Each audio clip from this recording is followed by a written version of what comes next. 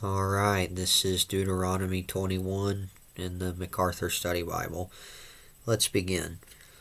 If anyone is found slain, lying in the field, in the land which the Lord your God is giving you to possess, and it is not known who killed him, then your elders and your judges shall go out and measure the distance from the slain man to the surrounding cities. And it shall be that the elders of the city nearest to the slain man will take a heifer which has not been worked and which has not been pulled with a yoke. And the elders of that city shall bring the heifer down to a valley with flowing water which is neither plowed nor sown. And they shall break the heifer's neck there in the valley. And then the priests, the sons of Levi, shall come near, for the Lord your God has chosen them to minister to him and to bless in the name of the Lord. By their word every controversy and every assault shall be settled. And all the elders of that city nearest to the slain man shall wash their hands over the heifer whose neck was broken in the valley. They shall answer and say, Our hands have not shed this blood, nor have our eyes seen it. Provide atonement, O Lord, for your people Israel, whom you have redeemed, and do not lay innocent blood to the charge of your people Israel. And atonement shall be provided on their behalf for the blood. So you shall put away the guilt of innocent blood from among you, when you do what is right in the sight of the Lord. When you go out to war against your enemies, and the Lord your God delivers them into your hand, and you take them captive, and you see among the captives a beautiful woman, and desire her, and would take her for your wife, then you shall bring her into your house, and she shall shave her head, and trim her nails. She shall put off the clothes of her captivity, and remain in your house, and mourn her father and her mother a full month. After that you may go into her, and be her husband, and she shall be your wife. And it shall be, if you have no delight in her, then you shall set her free. But you certainly shall not sell her for money. You shall not treat her brutally, because you have humbled her.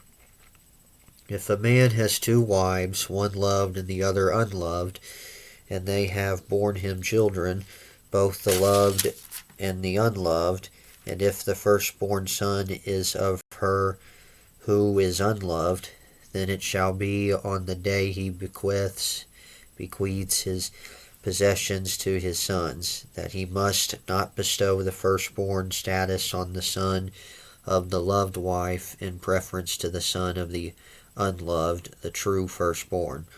But he shall acknowledge the son of the unloved wife as the firstborn by giving him a double portion of all that he has, for he is the beginning of his strength. The right of the firstborn is his.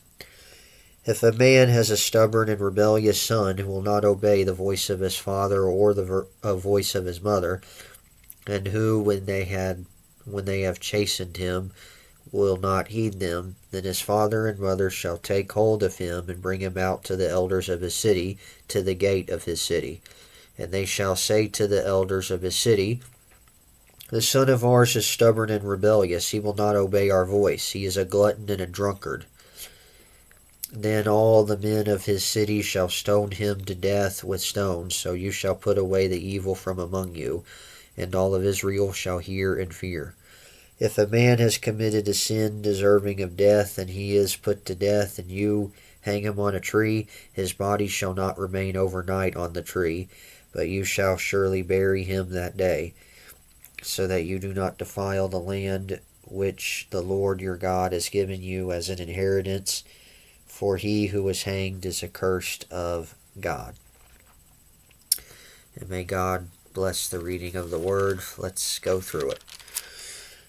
So, the first 9 verses, you have the law concerning an unsolved murder. So this law, which dealt with an unsolved homicide, was not given elsewhere in the Pentateuch. In the event that the guilty party was unknown, justice could not adequately be served if you don't know who did it. However, the people were still held responsible to deal with the crime. So the elders of the city closest to the place where the body of the dead man was found were to accept responsibility for the crime. This precluded intercity strife in case of relatives sought revenge. Yeah, this precluded intercity strife in case relatives sought revenge. And they would go to a valley. Idol altars were always on the high places, so this avoided the association with idolatry. So they would go down to the valley and they would break the neck of a heifer, indicating that the crime deserved to be punished. But the hand washing of the elders would show that although they had accepted responsibility for what had happened, they were nevertheless free from the guilt attached to the crime. So if they don't know who did it, they would go and they would break the neck of a heifer. Yep, in order to have some way of dealing with justice. Yeah, I guess to, bring about atonement for the life that was lost. Yeah. Alright, and then verse 5 it said, the priests and the sons of Levi shall come near, for the Lord has chosen them to minister to him and to bless the name of the Lord. So this distinctly indicates that the final judicial authority in the theocracy of Israel, it rested with the priests. So the priests, get to call the shots on the matters. Alright, but that's what you have in those first 9 verses. So you don't know who did it. Then the priests and the elders of the city where the dead body was found or whatever, they would go down to the valley and they would break the neck of the heifer, which of course is a little cow. Yeah, I guess, to have some sense of, justice. Yeah. So, and Prager's going to talk a little bit more about this in his commentary on this chapter. So, Lord willing, I'll get to that. Alright, and then the female captives. And according to ancient war customs, a female captive became the servant of the victors. And Moses was given instruction to deal in any kind of way with such issues. In the event that her conquerors were captivated by her beauty and contemplated marriage with her, 1 month was required to elapse, during which her troubled feelings might settle, her mind would be reconciled to the new conditions of the conquest, and she could sorrow over the loss of her parents as she felt as she left home to marry a stranger. And 1 month was the usual mourning period for Jews. And the features of this period, e.g., like shaving the head, trimming the nails, and removing her lovely clothes, ladies on the eve of captivity dressed to be attractive to their captors. But all of these were typical signs of Jewish grief, and this act was so important to show kindness to the woman and to test the strength of the man's affection. And after 30 days they could marry. If later he decided divorce was appropriate, he could not sell her as a slave. She was to be completely set free. Because you have humbled her. And this phrase clearly refers to sexual activity, in which the wife has fully submitted herself to her husband. And it should be noted that divorce appears to have been common among the people, perhaps learned from their time in Egypt and tolerated by Moses because of their hard hearts. Anyway. Yep, and such a woman would be from a non-Canaanite city that Israel had captured, since all the Canaanites were to be killed.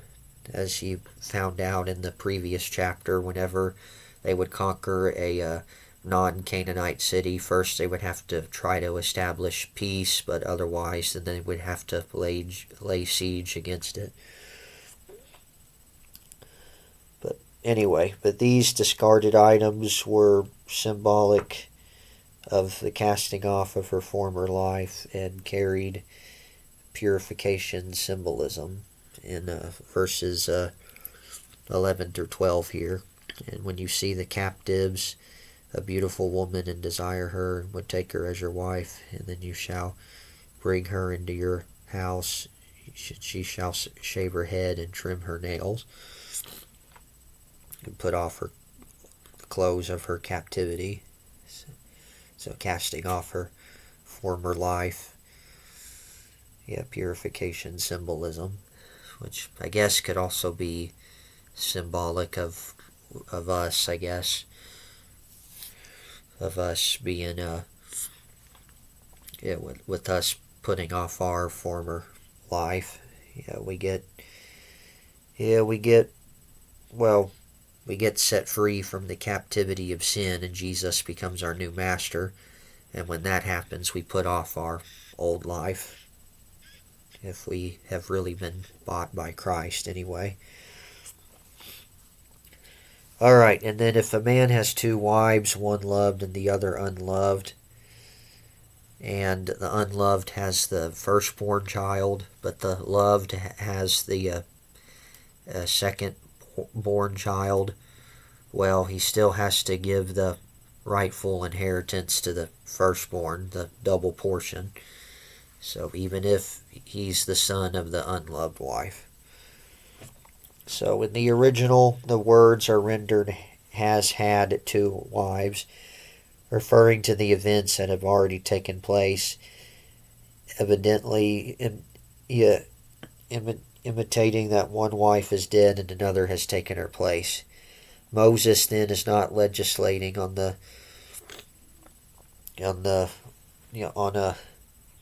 polygamous case where a man has two wives at the same time, but on that of a man who has married twice in succession. The man may prefer the second wife and be exhorted by her to give his inheritance to one of her sons. And the issue involves the principle of the inheritance of the firstborn, the right to primogeniture, however you say that. The firstborn son of the man, whether from the favorite wife or not, was to receive the double portion of the inheritance. The father did not have the authority to transfer this right to the other son. This did not apply to sons of a concubine or in the cases of misconduct.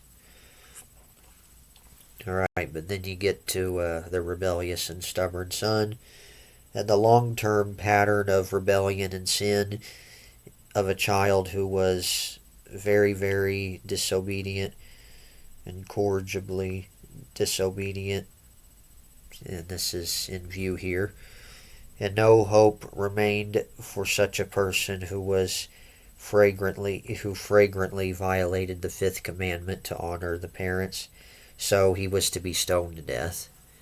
Now, he was not stoned to death by the parents. The men of the city would stone him to death. Yeah, he would be taken to the elders, and if he was found guilty, then he would ultimately get stoned to death. And Prager's going to have some stuff to say on this too. Alright.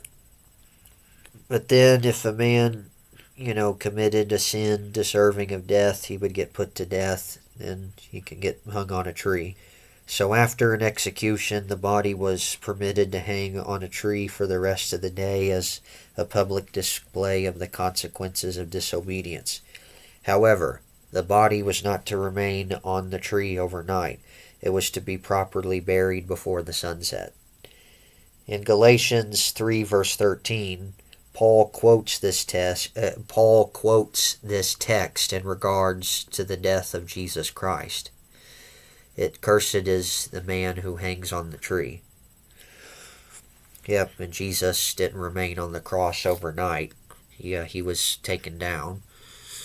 Yeah, it was the Sabbath, so they took him down because it was the Sabbath. And also, yeah, for the Jews, they couldn't leave the body on the tree overnight, so especially not on the Sabbath. So,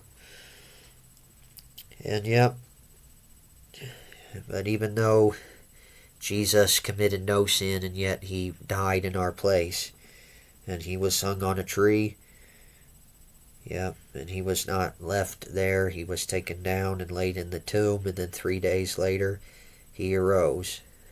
Yep. Today is Good Friday, where we remember that. We remember the price that he paid on the cross, satisfying the wrath of God for our sin, dying the death that we deserved. Yeah, we committed sin. We deserved it, even though he took it in our place. Yeah, we deserved to be hanged. We were accursed, but he became the curse for us. Amen and amen, and let us remember that today in this Easter, and let us not forget that. And Lord willing, we'll get to what Prager has to say on Deuteronomy 21 next time. All right. God bless you.